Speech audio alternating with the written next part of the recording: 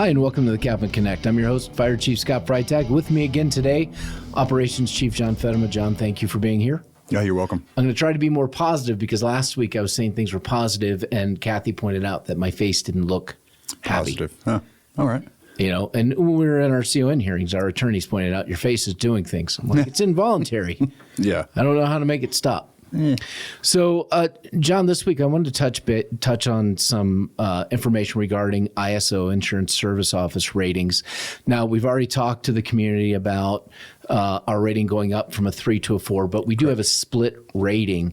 And we have a lot of folks that are moving here from out of state who may not consider when they're looking at a home on property further away from a fire station that will impact their insurance rates. And so our split rate is a 4. You know, that's in town. You're within 5 road miles of a fire station. But if you get beyond 5 road miles from a recognized fire station, your ISO rating is a 10, which is the highest classification. Most of the time when we say highest classification, that's a good thing. Yeah. In this case, it's not. That's not great. That means you're going to pay the more on insurance. Yeah, not when they're using it for calculations to determine, like you say, the rate at which you're going to pay for insurance. Right. So I think one of the things we want to let folks know is that when you're looking to move to our area, you and I both live out in Coyote Springs. Yep. Chief Rose lives out Pronghorn. Yep. All 3 of us live in ISO 10. Yeah. Even our fire marshal. Yeah. ISO 10. Yep. We were in the business. We understand that. But give me a little more background on ISO 10 and give me an idea from the operations standpoint. What are some things that we as an organization have done to ensure that, yes, you're an ISO 10, but yes, you're still going to get good quality services, even though it's going to take us a little bit longer to get out to where you are. Sure. And you look at like you say, the ISO 10, that hasn't changed. No. We recently got the review of the ISO, which we went from a 3-4, a split, rating when there was locations within Prescott Valley, right. Those homes and businesses that were within that 5 road miles and 1,000 feet of a water supply. Now that's just a 4. So the folks that are a 10 have been a 10 forever because we haven't had a station that's been added in quite a while. Right. Which obviously something we continue to look at is adding those stations. Right now, we've really focused on personnel and trying to upstaff right now as we look to the station development. I know you've sent that out and you've been very good in the community on kind of explaining what that takes to take that next step. Operationally, that's certainly an influence when you look at some of those outlying areas. As an organization, and this is not new, but our fire apparatus carry 1,000 gallons of water. Right. Not every, you go to different locations, different fire departments, that's not always standard. So that's with that amount of water, they're considered somewhat of a mobile water supply, even according to ISO. So that gives us, the benefit of 1,000 gallons of water to help fight that fire for several minutes before the next unit arrives. Correct. We also have a lot of water tenders, which carry anywhere from 2,000 gallons to 4,000 gallons of water that we can bring to that location as well to help fight that fire. So we understand very much the challenge of those fires that are outside of that 5-mile range. Sure. Because we have to plan accordingly. The incident commander, the responding company officers have to plan accordingly for those fires based on trying to get that water supply there. Right. And oftentimes you end up having a water shuttle where we can lay down these giant Folda tanks, giant pool, fill it with water, the engines draft, and they fight the fires. And this happens on a regular basis. Right. Well, and we've had some people from the community come in and say, hey, we would like a fire station out in our area. Sure. And there's a lot of things that we have to look at before we can say, hey, a fire station fits here. So we look at the net assessed valuation of the area. So how much money is the area bringing in tax base? And in one case, it was somewhere around $400,000 annually is what the total amount of all the properties in that area brought in.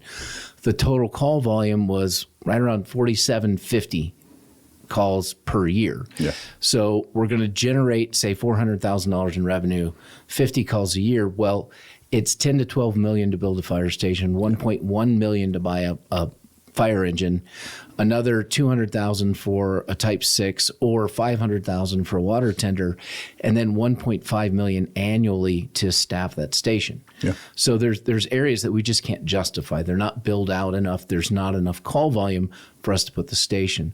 The other part of that is logistics, and you and I were talking about this, and we're keenly aware because we live out Coyote Springs. Cody lives out Pronghorn. Yeah. For us to get to his house, we have to go all the way back to 89A, around and back out, because there's no east-west connecting corridors. You're correct. So when you talk about 5 road miles from a fire station, let's say we did say, hey, we're going to put a fire station out Pronghorn. Mm-hmm. Well, it's still not going to help Coyote Springs or Paquito Valley, because they have to go all the way back down and around. Yeah. And we've voiced concerns with the county about the lack of east-west connecting corridors.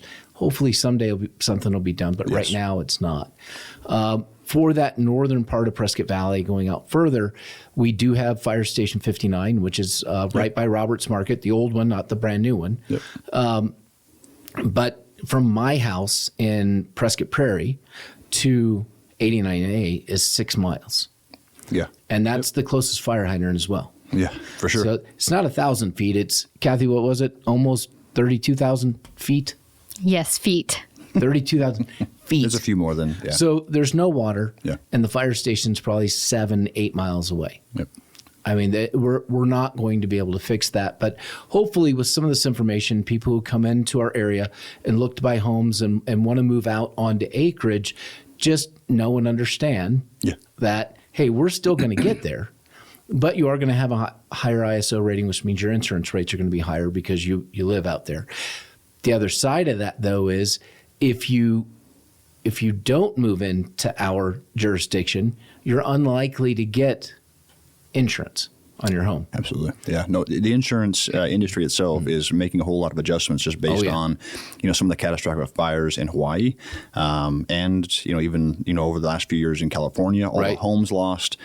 There's a lot going on. Even my parents went to, they live right next to me, and they're having trouble just with the insurance part of it. Nothing has changed in terms of our response to that area, but insurance is looking at it differently. And it's something I think we're going to continue to see. Right. And we are we have to, as we grow as an organization, we have to be fiscally responsible. Right. And we don't have an unlimited supply. It's provided by this community. And so we have to respond to the community need. And the more rural, folks live, you have to understand that the services are limited at that point, or going to take a little while longer.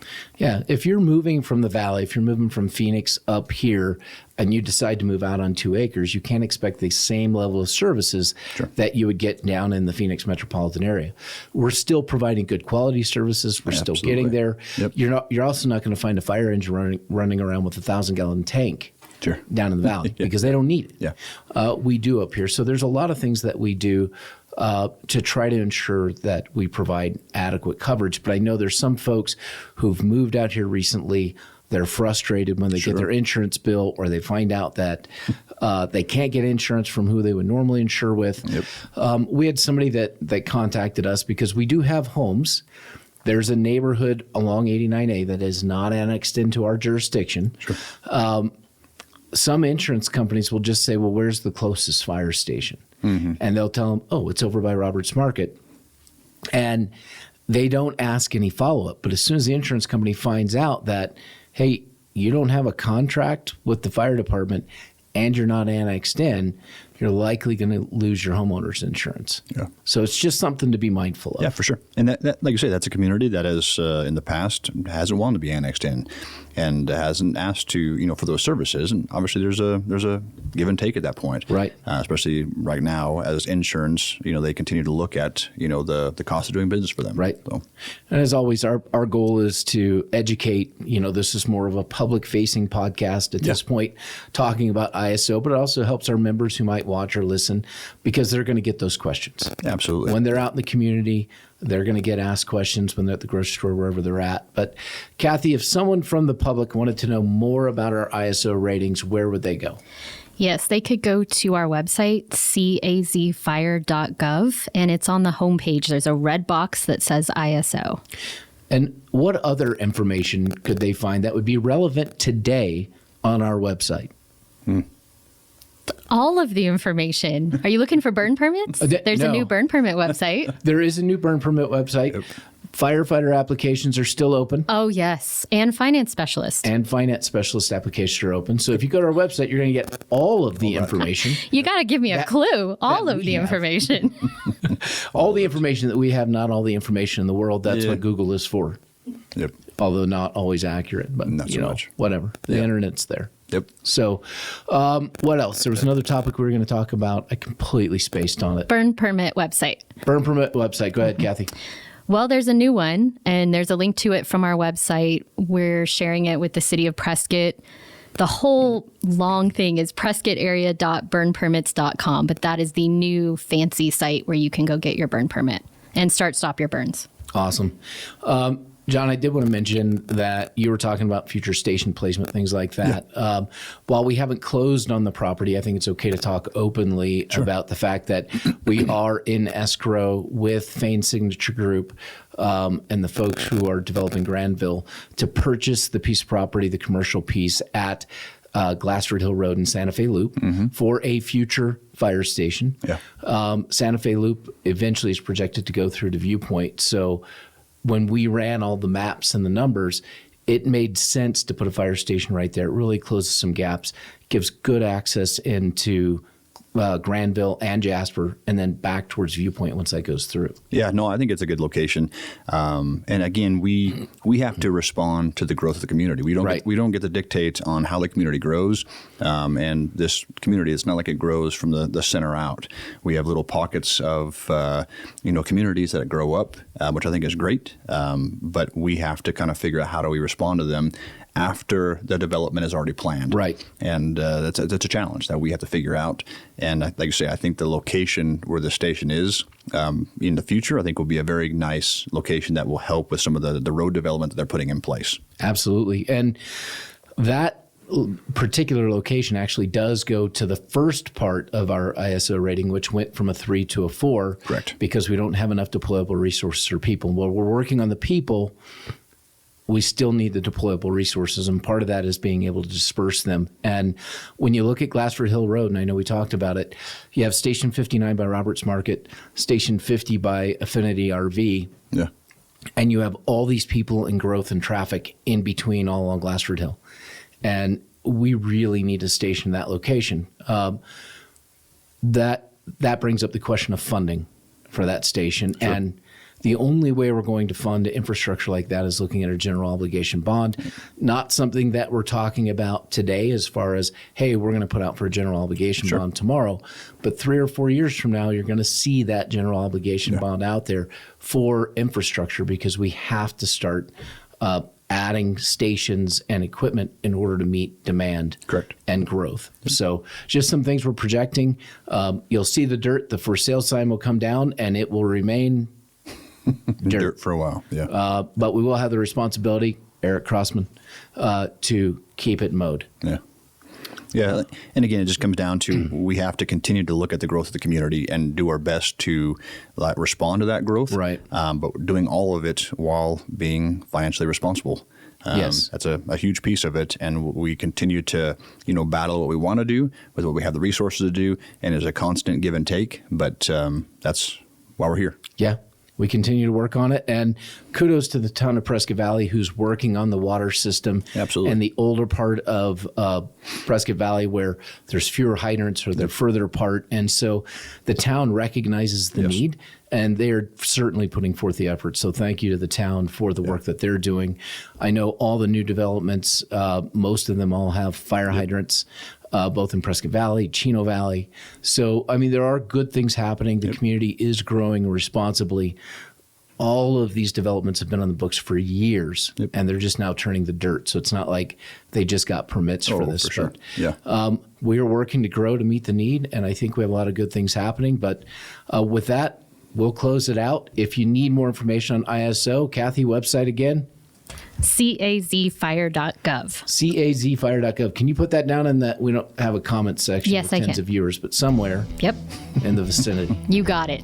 Awesome. Thanks, Kathy. John, thank you for helping me out this week talking about ISO. For all of you, stay safe.